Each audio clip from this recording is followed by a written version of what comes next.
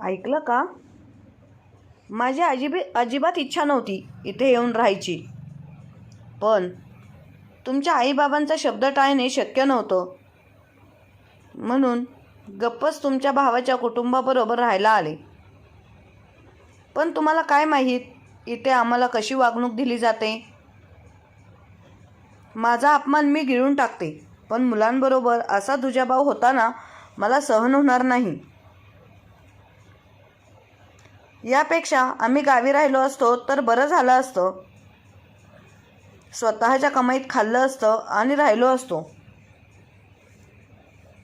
राधिका डोळ्यातून अश्रू ढाळत आपल्या संताप आणि वेदना नवऱ्याला आकाशला सांगत होती. आकाशने तिला वेदनेतून अस्वस्थ होऊन विचारलं, का? असं काय झालं? सगळं व्यवस्थित चाललं आहे ना? आणि तसंही हे घर फक्त उदयचं नाही, आपलंही आहे. म्हणूनच तर शहरात इतकं मोठं घर बांधलं, म्हणजे सगळे मिळून राहता येईल. मी दिवसभर घराबाहेर असतो, त्यामुळे मला काही माहीत नाही, पण तुझ्या बोलण्यातून काहीतरी गंभीर वाटतंय. नीट सांगशील का?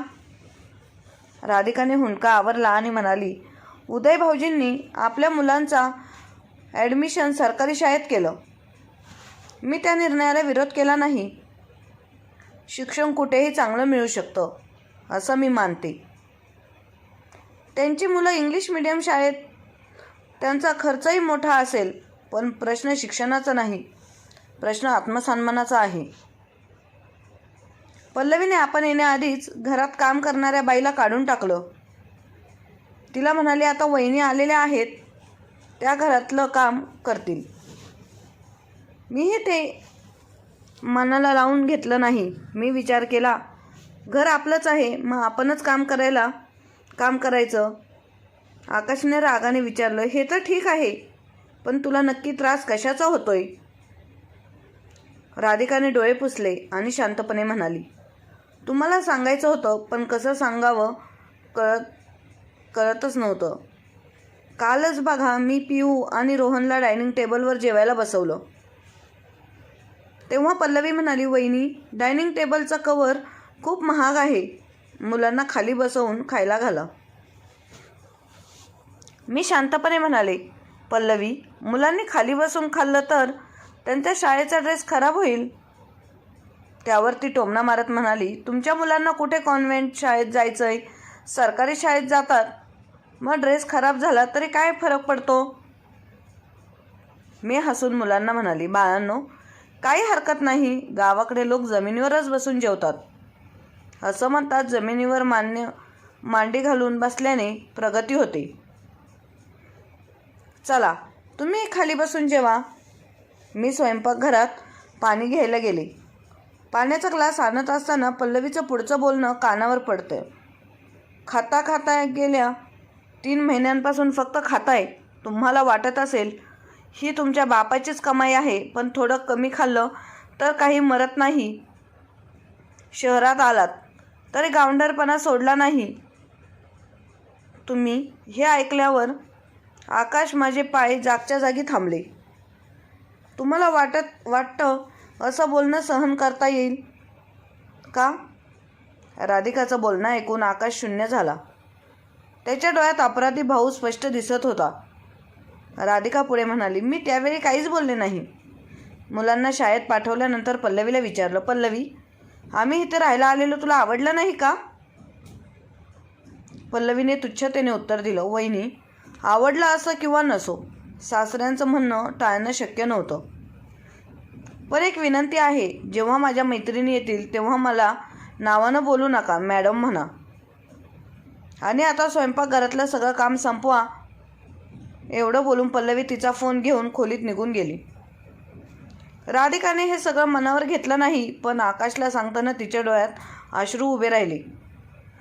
ती म्हणाली, बस, खूप झालं आता. आपण शहरात आल्यानंतर चांगलं आयुष्य घालवण्याचं स्वप्न पाहिलं होतं, पण इथं आपल्याला नोकरासारखं वागवलं जातंय.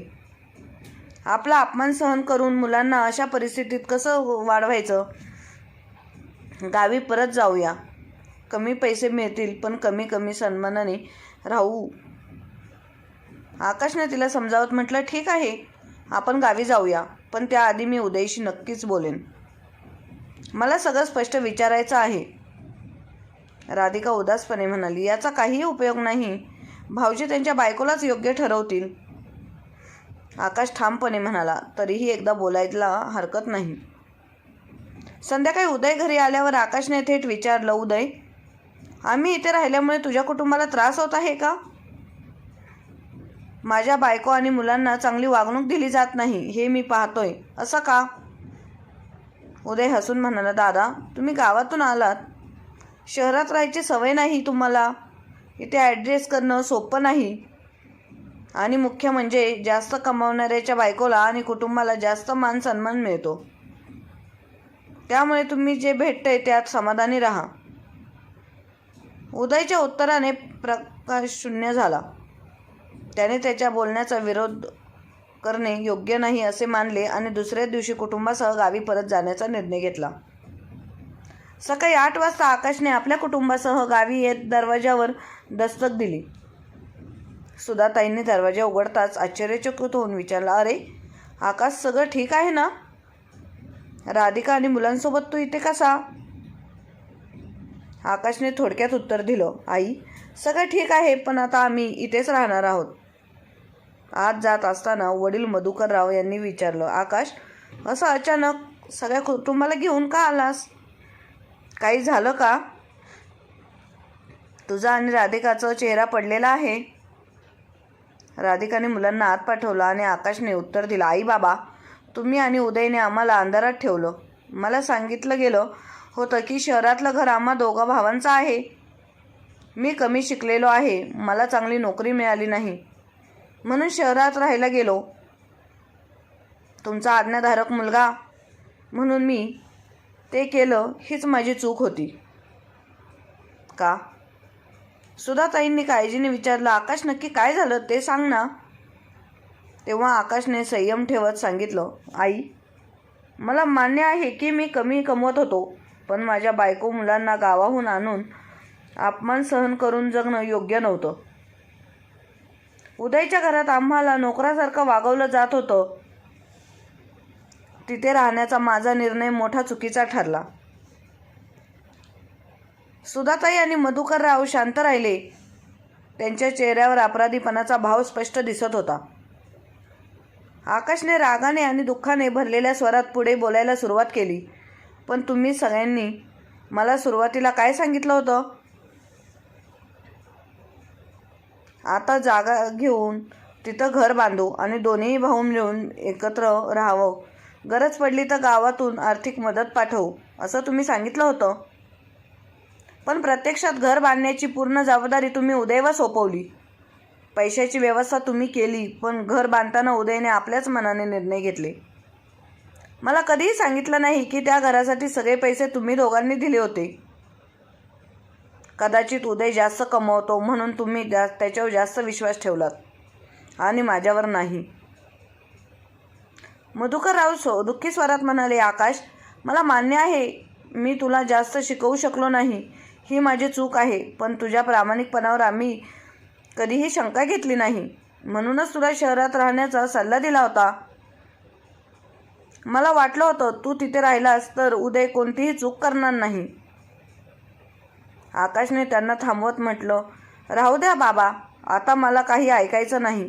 तुम्हाला माहीत आहे का, तुम्ही सांगितलं म्हणून आम्ही तिथे गेलो, पण त्याच्या बदल्यात माझ्या बायकोला आणि मुलांना तिरस्कार सहन करावा लागला. तुमची लाडकी सूनबाई पल्लवी माझ्या मुलांना उपाशी ठेवत होती. स्वतःच्या मुलांना पोटभर खायला घालत होती.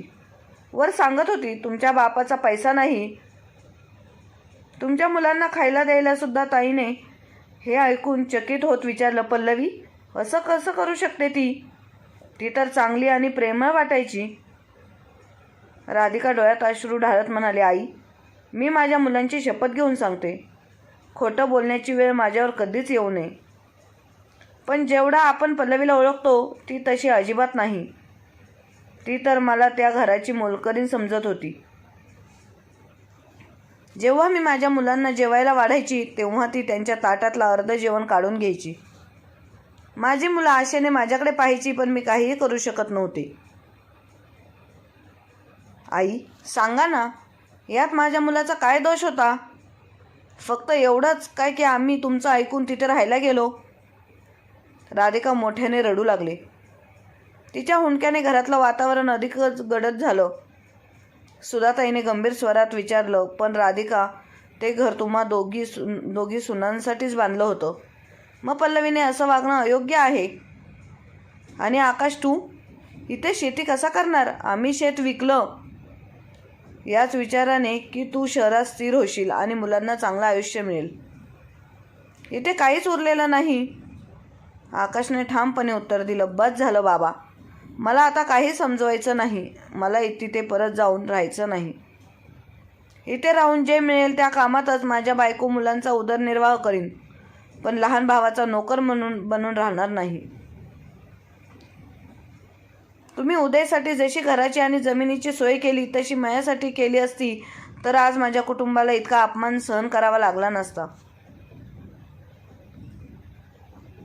घरात एकही शब्द कुणाकडून निघाला नाही.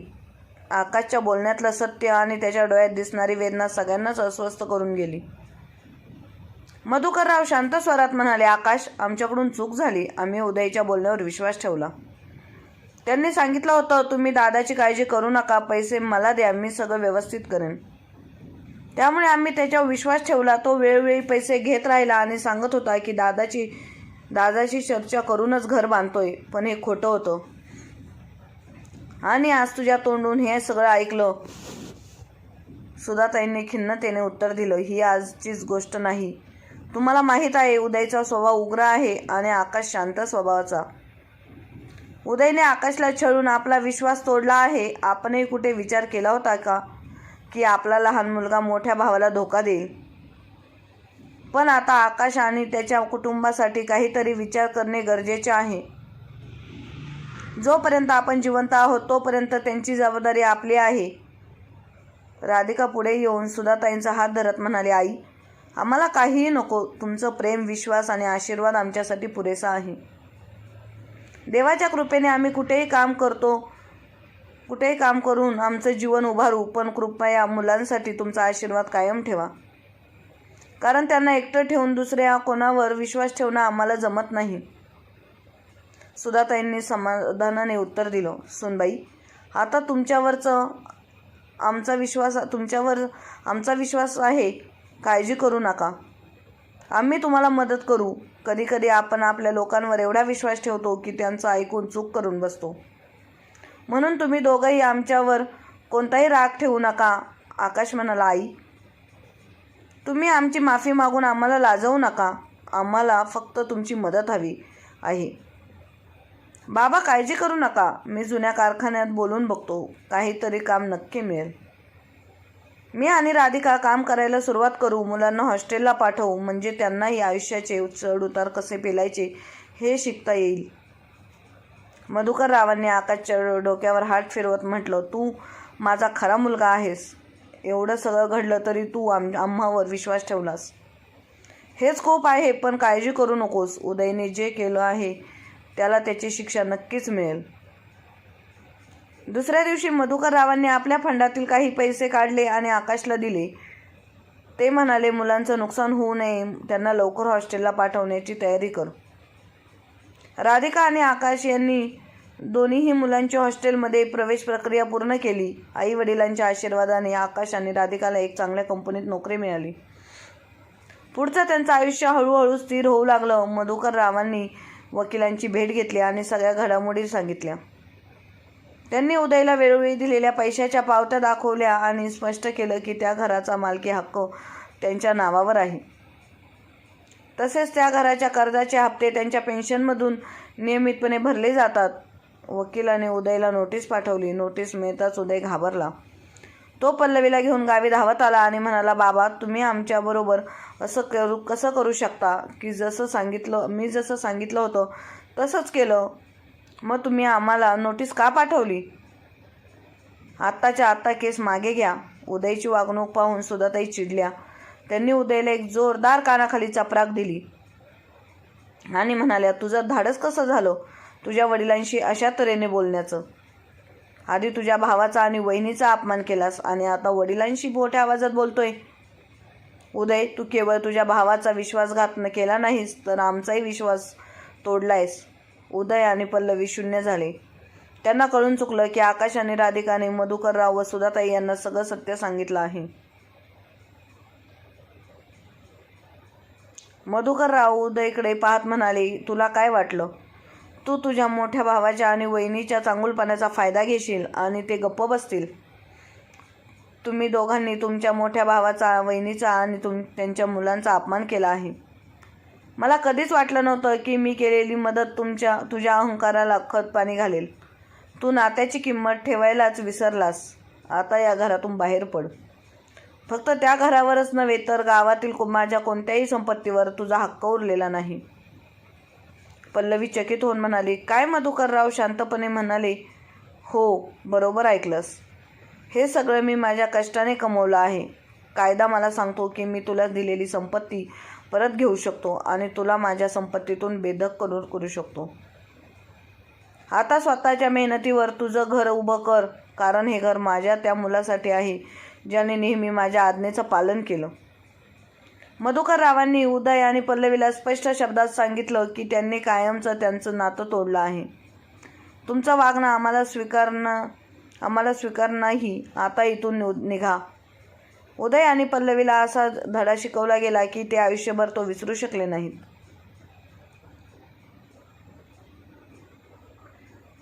त्यांनी फसवणुकीबद्दल विचार करणं ही सोडून दिलं. मधुकररावांनी आकाश आणि राधिकाच्या कुटुंबाला पूर्ण पाठिंबा दिला आणि त्यांच्या कुटुंबात पुन्हा प्रेम, विश्वास आणि समाधान नांदायला लागलं. मित्रांनो, कथा आवडली असेल तर कथेला लाईक, शेअर, सबस्क्राईब नक्की करा. कथा ऐकल्याबद्दल आणि वाचल्याबद्दल धन्यवाद.